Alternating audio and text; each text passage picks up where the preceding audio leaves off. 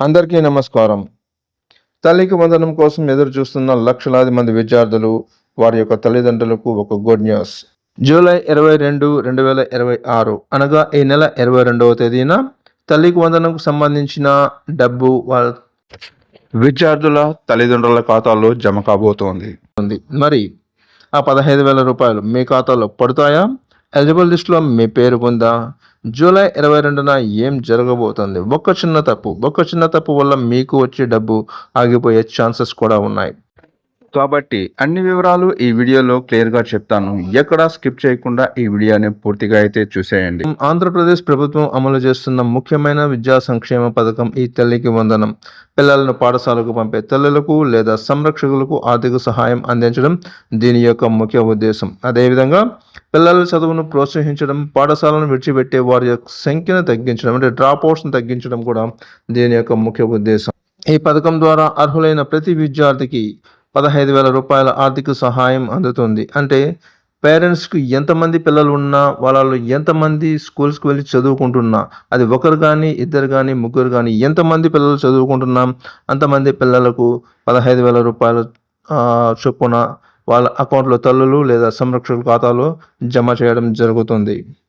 తాజా సమాచారం ప్రకారం జూలై 22, 2026 నాటికి అర్హుల జాబితా ఆధారంగా డీబీటీ అంటే డైరెక్ట్ బెనిఫిషరీ ట్రాన్స్ఫర్ ద్వారా నిధుల విడుదల ప్రక్రియ చేయనున్నట్లు సమాచారం అందుతోంది. ప్రతి అర్హులైన విద్యార్థికి 13,000 రూపాయలను వారి యొక్క తల్లి లేదా సంరక్షకుడి యొక్క బ్యాంకు ఖాతాలో నేరుగా జమ చేయడం జరుగుతుంది. 2,000 రూపాయలను పాఠశాల మెయింటెనెన్స్ కోసం కట్ చేసుకోవడం జరుగుతుంది. అనగా పాఠశాల నిర్వహణ లేదా పారిశుద్ధ్య అవసరాల కోసం కేటాయించుకోవడం జరుగుతుంది. మరి ఈ పథకానికి ఎవరు అర్హులు? 1వ తరగతి నుంచి ఇంటర్మీడియట్ వరకు చదువుతున్న ప్రతి విద్యార్థి ఈ పథకానికి అర్హులే. ప్రభుత్వ, ఎయిడెడ్ మరియు గుర్తింపు పొందిన ప్రైవేట్ విద్యాసంస్థల విద్యార్థులు కూడా ఈ పథకానికి అర్హులే. కాకపోతే స్టూడెంట్కు మినిమం 75% అటెండెన్స్ అయితే ఉండి తీరాలి. అదేవిధంగా తల్లి లేదా సంరక్షకుడి బ్యాంక్ ఖాతా ఆధార్తో లింక్ అయి ఉండాలి. అదేవిధంగా ఇతర అర్హత ప్రమాణాలు కూడా పాటించాల్సి వస్తుంది.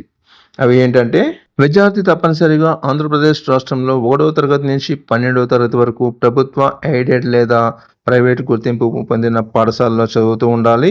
విద్యార్థి కుటుంబం ఆంధ్రప్రదేశ్ రాష్ట్రానికి చెందిన శాశ్వత నివాసిగా ఉండాలి. అదేవిధంగా ఆదాయ పరిమితి గ్రామీణ ప్రాంతాల్లో సంవత్సరానికి 1,20,000 రూపాయల వరకు ఉండొచ్చు. పట్టణ ప్రాంతాల్లో అయితే 1,44,000 రూపాయల వరకు ఆదాయ పరిమితిగా నిర్ణయించారు.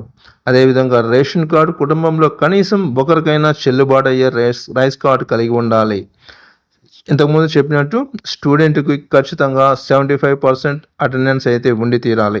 అదేవిధంగా ప్రాపర్టీ విషయానికి వస్తే 3 ఎకరాల మాగాణి లేదా 10 ఎకరాల మెట్ట భూమి ఉండొచ్చు, లేదా 2 కలిపి 10 ఎకరాల లోపు ఉన్న రైతులు అర్హులుగా చెప్పడం జరుగుతుంది. ఇక విద్యుత్ విషయానికి వస్తే సగటున 300 యూనిట్ల లోపు కరెంటు వినియోగించే వాళ్ళు అర్హులుగా ఉంటారు.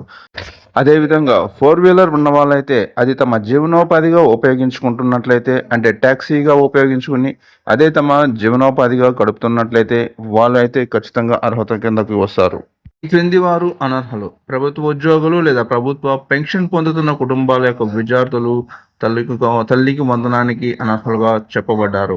అదేవిధంగా ఇన్కమ్ ట్యాక్స్ పే చేస్తున్న వారికి కూడా తల్లికి వందనం రాదు. పట్టణ ప్రాంతాల్లో 1000 స్క్వేర్ ఫీట్ కన్నా ఎక్కువ ప్రాంతంలో ఇల్లు కలిగి ఉంటే వారు అనర్హులుగా గుర్తించబడతారు. అదేవిధంగా 4-వీలర్ తమ సొంతానికి ఉపయోగించుకునే వాళ్ళు, జీవనోపాధికి కాకుండా తమ సొంతానికి ఉపయోగించుకునే వాళ్ళకి అనర్హులుగా చెప్పడం జరుగుతుంది. ఒకవేళ మీకు డబ్బులు రాకపోతే ఏం చేయాలి? మీ ఖాతాలో డబ్బులు జమ కాకపోతే మొదటిగా మీ యొక్క ఆధార్కు బ్యాంక్ అకౌంట్ లింక్ అయిందా లేదా చెక్ చేసుకోవాలి. అదేవిధంగా విద్యార్థి యొక్క పేరు, ఆధార్, స్కూల్ వివరాలు సరిగ్గా నమోదు చేస్తున్నాయా లేదా చెక్ చేసుకోవాలి. ఈ విషయాలను మీ దగ్గరలోని స్వర్ణ వార్డులని, వెల్ఫేర్ అసిస్టెంట్ని లేదా పాఠశాల ప్రధానోపాధ్యాయుని సంప్రదించి ఈ డీటెయిల్స్ మీరు తెలుసుకోవచ్చు. అదేవిధంగా ప్రభుత్వం ప్రకటించే గ్రీవెన్స్ అవకాశాన్ని ఉపయోగించి మళ్ళా కూడా మీకు అన్నీ కరెక్ట్గా ఉంటే డబ్బులు పొందవచ్చు. మీ అర్హతను మీరే మీ మొబైల్లో ఈ కింది విధంగా చెక్ చేసుకోవచ్చు. ముందుగా bm.sgsw.ap.gov.in అనే వెబ్సైట్ను ఓపెన్ చేయండి. స్కీమ్ ఎలిజిబిలిటీ ఆప్షన్ను ఎంచుకోండి. తల్లి లేదా సంరక్షకుడు లేదా లబ్ధిదారుని యొక్క ఆధార్ని ఎంటర్ చేసి ఓటీపీ వెరిఫికేషన్ని పూర్తి చేసినచో మీ యొక్క ఎలిజిబిలిటీని మీరు చెక్ చేసుకోగలరు. ఈ వీడియో కనుక మీకు ఉపయోగపడితే లైక్ చేయండి, షేర్ చేయండి. మరియు ఇలాంటి ప్రభుత్వ పథకాలు, విద్యా నోటిఫికేషన్లు, ఉద్యోగ సమాచారం లేదా ఇతర యొక్క ఇన్ఫర్మేషన్ కోసం మన పిఎస్ఎం ఇన్ఫో హబ్ ఛానల్ని సబ్స్క్రైబ్ చేయండి. పక్కన ఉన్న బెల్ ఐకాన్ను నొక్కండి. తద్వారా నేను పెట్టే ప్రతి వీడియో మీకు నోటిఫికేషన్లో ముందుగా మీకు చేరుతుంది. Thank you friends. Thank you very much.